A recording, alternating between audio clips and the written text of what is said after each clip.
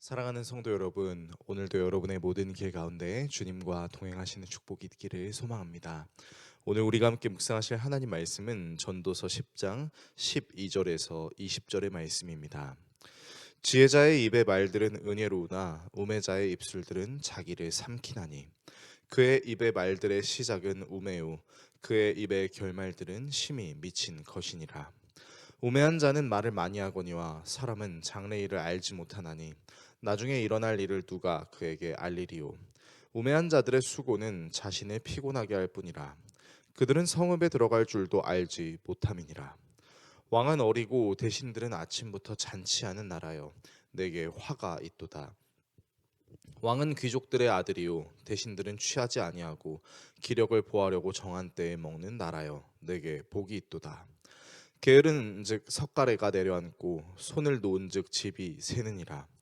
잔치는 희락을 위하여 베푸는 것이요 포도주는 생명을 기쁘게 하는 것이나 돈은 범사에 이용되느니라.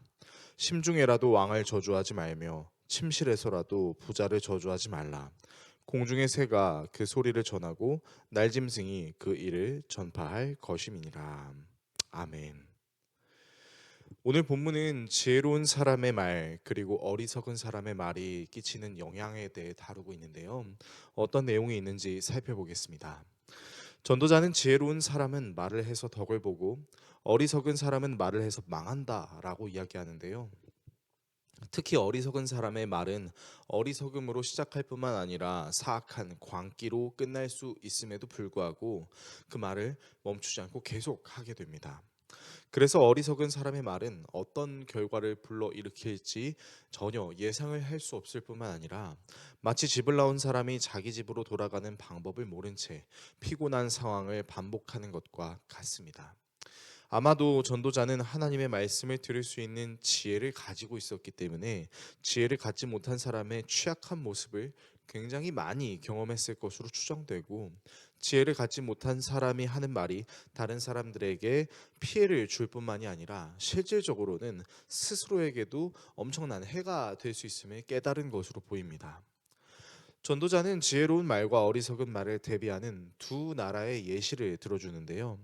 한 나라는 왕이 어립니다. 여기서 어리다는 것은 단순히 나이가 어리다는 것이 되기도 하지만 한편으로는 왕의 지혜가 부족하다는 것을 의미하기도 합니다.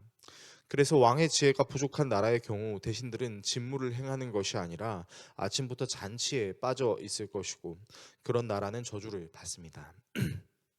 하지만 왕이 귀족의 아들이라면, 단순히 높은 자리에 있다라는 표현이 아닌 왕이 고귀하다라는 의미를 대신들이 그런 인식을 가지고 있다면, 대신들은 아침부터 잔치를 여는 것이 아니라 기력을 보하려고 정한 때에 식사를 하므로 나라의 국고를 낭비하지 않고 스스로의 건강을 잘 챙깁니다.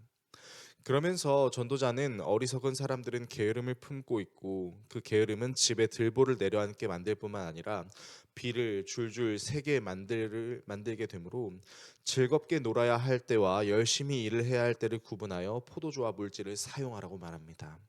하지만 전도자는 어리석은 왕에 대해서 함부로 저주하면 공중의 새와 날짐승이 험담의 소식을 여러 곳으로 전할 것이기에 함부로 말하지 말 것 또한 권면함으로 오늘 본문이 마무리됩니다.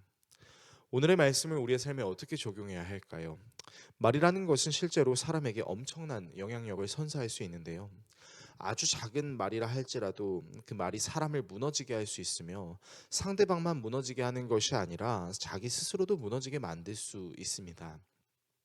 반대로 아주 작은 말이라 할지라도 그 말이 사람을 일으켜 세울 뿐만 아니라 스스로에게 단단하게 할 수 있게 되는 것이죠. 실제로 과학자들이 물에다가 선한 말과 악한 말을 했을 때 물의 결정체가 변화되었었던 것처럼, 인간의 몸을 구성하는 요소의 70%가 물이기에 엄청난 영향을 받을 수 있지요. 실제로 사도 바울도 에베소 교회 성도들에게 더러운 말은 입 밖으로 꺼내지도 말고 오직 덕을 세우는 데 사용될 수 있는 선한 말을 해서 듣는 자로 하여금 은혜를 누릴 수 있게 하라고 했습니다. 그렇다면 우리는 어떻게 선한 말을 할 수 있고 악한 말을 금할 수 있을까요? 말이라는 것이 마음과 생각으로부터 비롯되는 것이므로 우리의 내면이 온전할 때 비로소 선한 말을 할 수 있을 것입니다. 무엇보다 대화하는 상대방을 함부로 여기거나 깔보는 마음을 갖지 말아야 할 것이며, 나와 같은 존귀한 존재라는 사실을 염두에 두고 있어야 할 것입니다. 물론 모두 그렇게 살고 싶은 마음이 있지만 현실은 쉽지 않습니다. 오늘도 저주하고 싶은 사람을 만나게 될 수 있습니다. 바로 그때 잠시 예수님을 생각할 수 있는 인내와 여유를 가질 수 있기를 바랍니다. 예수님은 우리가 보이는 곳에서 말하는 것뿐만 아니라 보이지 않는 곳에서 말하는 것도 알고 계십니다.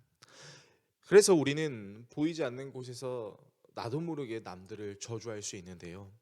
예수님은 그런 우리의 악함을 해결하시기 위해 자신이 악한 상황으로 뛰어들어가셨습니다. 그런 예수님께서 우리에게 요구하시는 것은 모든 상황을 알고 계신 예수님 자신을 따르는 것임을 우리는 알 수 있습니다.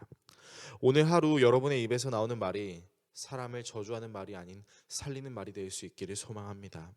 무엇보다 여러분의 행실을 보고 계실 하나님께 오늘 여러분의 행실이 하나님께서 흡족해 하시는 행실이 되실 수 있기를 예수 그리스도의 이름으로 축원합니다. 기도하겠습니다.